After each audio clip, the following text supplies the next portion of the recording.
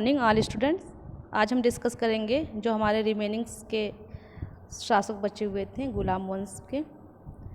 Last class में हम लोग डिस्कस किए थे रजिया सुल्तान, इल्तुतमिश। अब नेक्स्ट शासक की बात करते हैं नसीरुद्दीन महमूद। यह गुलाम वंश का 9वां शासक था जिसका कार्यकाल 1246 से 1266 के बीच था। हालांकि गुलाम वंश में मैक्सिमम 11 शासक हुए थे, लेकिन जो महत्वपूर्ण शासक हैं उन्हीं को हम डिस्कस कर रहे हैं। तो नसीरुद्दीन अलाउद्दीन मसूद शाह के बाद दिल्ली सल्तनत की बागडोर संभालता है और यह 10 जून 1246 में शमसी मालिकों द्वारा सुल्तान के पद पर प्रतिस्थापित किया जाता है। कहा जाता है कि जो 40 तुर्की जो अमीरों का दल था, इस समय वो इतना शक्तिशाली हो गए थे कि वो जिसे चाहते थे वो उसे गद्दी पे बैठा सकते थे और जिसे चाहते थे वो उतार देते थे। तो सेम ऐसे ही 1246 में इस दल ने जो 40 तुर्की दल था, हमने लास्ट क्लास में इसको डिस्कस किया था, इल्तुतमिश का जो पुत्र था नसीरुद्दीन महमूद को सुल्तान बना देता है। महमूद ने एक अमीर जिसका नाम बलबन था, बलबन को अपना नायक बनाता है। बलबन जो था वो उसका एक तरह से नायक था नसीरुद्दीन महमूद का। ये कहा जाता है कि रजिया सुल्तान जब अल्तुतमिश से शादी के साथ जब हो जाती है तो इसके शादी के बाद क्या होता है कि रजिया ने पुनः गद्दी प्राप्त करने का तो प्रयास करती है, लेकिन वो इस चीज़ में असफल रहती है। 13 अक्टूबर 1240 में डाकुओं द्वारा कैथल के पास इसकी हत्या कर दी जाती है। बाराम शाह को बंदी बनाकर उसकी हत्या 1242 में कर दी जाती है। बाराम शाह के बाद दिल्ली का जो सुल्तान बनता है वो मसूद शाह 1242 में बन जाता है, लेकिन बलबन के षड्यंत्रों के द्वारा 1246 में मसूद शाह को सुल्तान के पद से हटाकर नसीरुद्दीन महमूद को सुल्तान बना दिया जाता है। ये कहा जाता है कि जो नसीरुद्दीन महमूद था वो एक ऐसा सुल्तान था जो टोपी सीकर अपना जीवन निर्वाह करता था और बलबन अपनी पुत्री का विवाह नसीरुद्दीन महमूद के साथ किया था। और नसीरुद्दीन शाह अंतिम शमसी वंश का शासक था। जैसे गुलाम वंश में जो कुतुबी वंश के जो शासक हुए वो थे कुतुबुद्दीन ऐबक, फिर उसके बाद आराम शाह होता है। लेकिन जब इल्तुतमिश आते हैं दिल्ली सल्तनत में, तो वो उनका जो वंश होता है वो शमसी राजवंश से बिलोंग करते हैं। तो उसी राजवंश का जो ये अंतिम नसीरुद्दीन महमूद क्या था, अंतिम शासक था। फिर अचानक ही इसकी मृत्यु हो जाती है 1266 में। नसीरुद्दीन महमूद की मृत्यु के बाद अचानक से, और बात ये रहती है कि नसीरुद्दीन का कोई भी पुत्र नहीं था, तो इसलिए जो अगला शासक आता है वह गियासुद्दीन बलबन बनता है।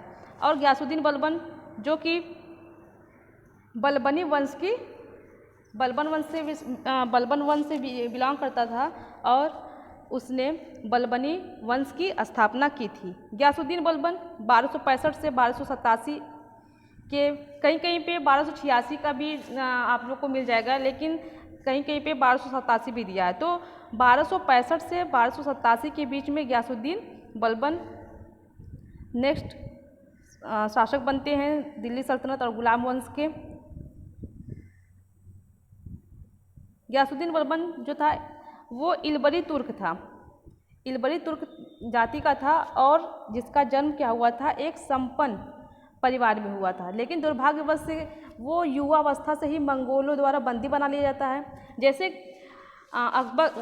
ऐबक ने इल्तुतमिश को खरीदा था, उसका गुलाम था इल्तुतमिश ऐबक का, सेम ऐसे ही इल्तुतमिश ने बलबन को खरीदा था, बलबन उसका दास था। तो ये कहा जाता है कि बलबन का जो वास्तविक नाम था वो बहाउद्दीन था और वह इल्तुतमिश का गुलाम था। और इल्तुतमिश के द्वारा जो तुर्कान चिहलगानी जो 40 सरदारों का जो दल था इल्तुतमिश ने जो बनाया था, वो तुर्कान चिहलगानी का विनाश करने वाला बलबन था। बलबन ने 1266 ईस्वी में गियासुद्दीन बलबन के नाम से दिल्ली की गद्दी पर बैठा। यह मंगोलों के आक्रमण से दिल्ली की रक्षा करने में सफल रहा और राजदरबार में सिजदा एवं पैबोस प्रथा की शुरुआत करने वाला बलबन ही था। बलबन ने फारसी जो रीति रिवाज पर आधारित नौरोज उत्सव जो होता है उसको प्रारंभ करवाया। अपने विरोधियों के प्रति बलबन ने कठोर लौ एवं रक्त की नीति का भी पालन किया था। नसरुद्दीन महमूद ने बलबन को उलूग खान की उपाधि थी और यह उपाधि जब दी थी नसरुद्दीन महमूद ने जब बलबन ने अपनी पुत्री का विवाह नसरुद्दीन से किया था, उसी टाइम महमूद ने बलबन को उलूग खान की उपाधि दी थी। और बलबन के दरबार में जो फारसी के प्रसिद्ध जो कवि थे उस टाइम वो थे अमीर खुसरो एवं अमीर हसन। अभी इसमें बात आई थी पैबोस, पाबोस और सिजदा। तो सिजदा और पाबोस होता क्या है इसके बारे में आप लोग जान लीजिए कि जो सुल्तान की प्रतिष्ठा बढ़ाने के लिए सुल्तान की प्रतिष्ठा बढ़ाने के लिए दरबार में एक फारसी परंपरा सिजदा मीन्स घुटनों के बल बैठकर सुल्तान के सामने सर झुकाना। जो घुटने के बल बैठकर सुल्तान के सामने सर झुकाने की जो परंपरा है उसको सिजदा।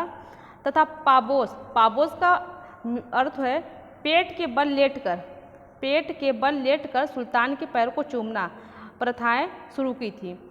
और बलबन ने वित्त विभाग जो उनका वित्त विभाग था दीवाने विजारत जिसे कहा जाता है, जिसका मान कर चलिए जो वित्त विभाग है ठीक उसे ही दीवाने विजारत भी कहा जाता है, को सैन्य विभाग से अलग कर एक नए सैन्य विभाग की स्थापना की थी। और वह सैन्य विभाग था दीवाने आरिज विभाग की स्थापना की थी। और यह स्थापना की थी मंगोल आक्रमण से बचाव हेतु। सर्वप्रथम सदैव तत्पर सेना रखने की भी प्रथा बलबन ने शुरू किया था। और गुप्तचर जो अधिकारी बलबन के टाइम में गुलाम वंश में बलबन के टाइम में जो गुप्तचर अधिकारी हुआ करते थे उनको बरीद के नाम से जाना जाता था। और उसमें बलबन के जो शासनकाल में किसी भी तरह का कोई भी भेदभाव नहीं था, बिना भेदभाव के ही न्याय प्रदान किया जाता था। तो ये थे गुलाम वंश। फिर गुलाम वंश के बाद लगभग बलबन की जब मृत्यु हो जाती है, मृत्यु के बाद दिल्ली में कुछ अव्यवस्था फैल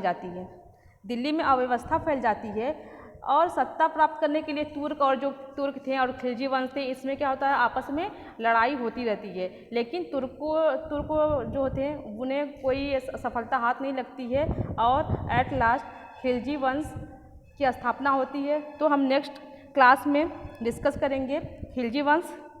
आई होप आप लोग को वीडियो पसंद आई हो। अगर कहीं भी आपको क्वेरी हो तो आप लोग कमेंट कर सकते हैं और पूछ सकते हैं। Thank you class.